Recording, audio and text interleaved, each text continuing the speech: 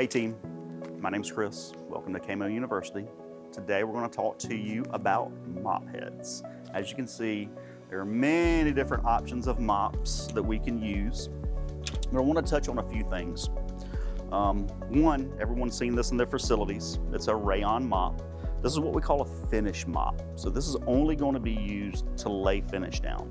And why it works so well in place of cotton mops is it doesn't absorb quite as much as a cotton mop does, and it releases that finish onto the floor where we want it very, very well. When using finish mops like this, I always recommend we do banded and we do looped.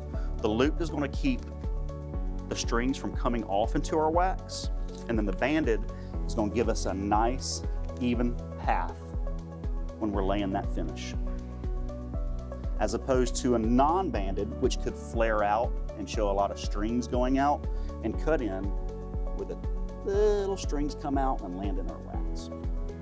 As you can see here, we've got different colors for these mops, and these are very important in facilities to prevent any kind of cross-contamination.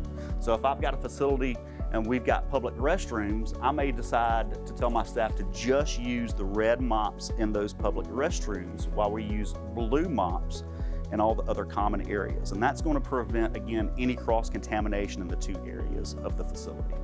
Of course, we also have green. We also have heavy, medium, and light. And that's really just the ounces of fluid those mops hold, anywhere from 12 up to 24, 32 ounces, depending on what the use of it is. We also have microfiber mops. Notice they're also banded and looped. These are probably my favorite mops for daily cleaning. As with all microfiber, they do a great job of absorption, but also release if we're trying to get chemical on the floor. To me, they do a much better job than your typical string mops for daily cleaning.